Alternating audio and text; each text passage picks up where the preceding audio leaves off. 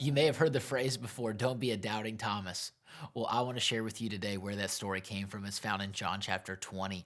It's a story where really Christ had risen from the grave, and the disciples told Thomas, one of the 12 disciples, what had taken place, and Thomas just didn't believe. He didn't believe. And we're going to dive into the story in John chapter 20, and we're going to learn from what Thomas said and from what he experienced with Christ and how Christ coached both him up, but also spoke to us prophetically in that moment. Follow with me in John chapter 20, verse 24. We're going to read 5 or 6 verses today. Now Thomas, also known as Didymus, one of the 12, was not with the disciples when Jesus came. So when Jesus came the first time, all the disciples saw him, but Thomas was not there. So he didn't get to experience being with Christ after he had risen from the grave. So the other disciples told him, "We have seen the Lord." But he said to them, "Unless I see the nail marks in his hands and put my fingers through his hand and put my hand into his side," he said, "I'm not going to believe." He said, "Unless I can touch Jesus with my own body, unless I can see him with my own eyes," he said, "I'm not going to believe." He said, I'm not going to trust what you've told me. I got to see it for myself." A week later, verse 26, his disciples were in the house again, and Thomas was with them, though the doors were locked, and Jesus came and stood among them. Jesus walked through the wall. Jesus came through the wall and stood among them and said, "Peace be with you." Then he said to Thomas, "Put your finger here and see my hands. Reach out your hand and put him into my side. Stop doubting and believe." Stop doubting and believe. He said, Here, Thomas, put your finger through my hand. You want to see the holes? You want to see the scars? You want to see the wounds that he received in the house of his friends? You want to see the hole? You want to see the mark here? I don't want you to doubt anymore, Thomas." And Thomas would say, "My Lord, my God.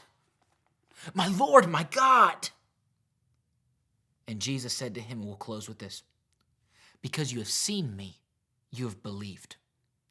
Blessed are those who have not seen and yet have believed anyways." He was talking to Thomas, and he said something really powerful. He said, "You're only believing right now because you saw it and you touched it." He goes, "But I want to let you know, blessed are those who haven't seen. Blessed are those who haven't touched, but they believed anyways." Really what Jesus was communicating was a principle that we find later on in the scripture that Paul would write. I believe it was in Corinthians. He said, "For we walk by faith and not by sight." We walk by faith and not by sight. In our life, God is going to push us. God is going to force us to have to walk by faith. We won't see Jesus physically until we're with Jesus.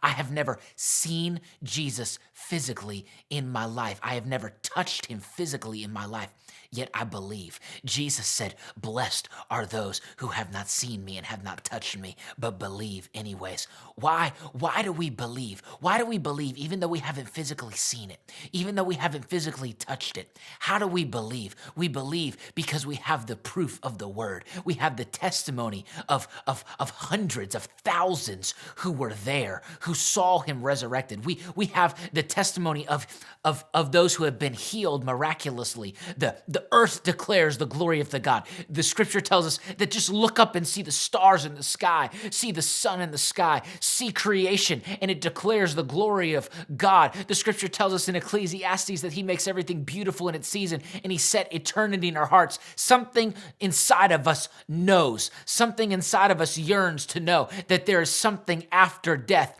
And when we realize that there is a future, that there is something beyond, when we have the revelation of God and of his scripture, of his word, we can't help but believe.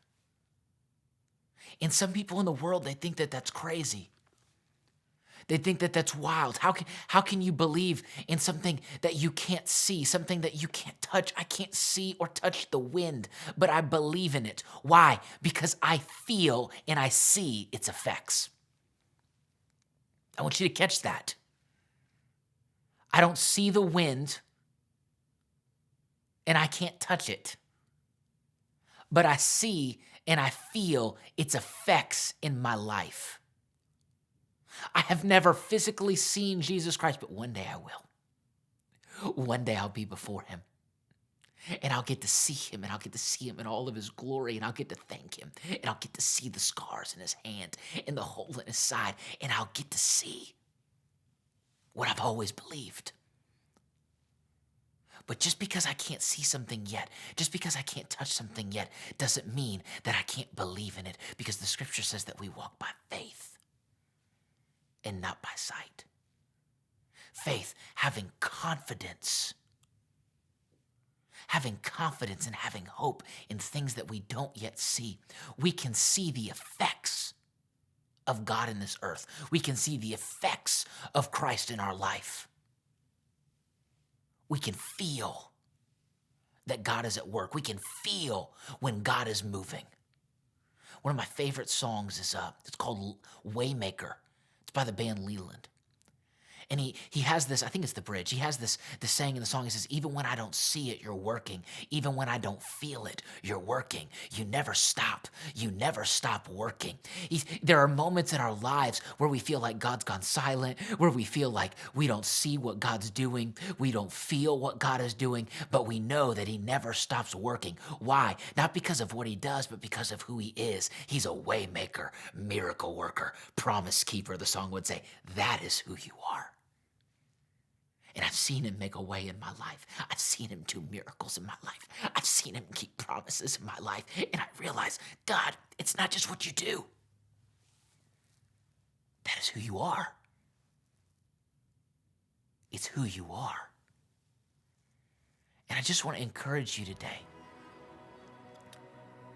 that in every moment, walk by faith and not by sight. Because you who believe and haven't seen, Jesus himself said, you're blessed. And I pray that you would be blessed as you go about your day.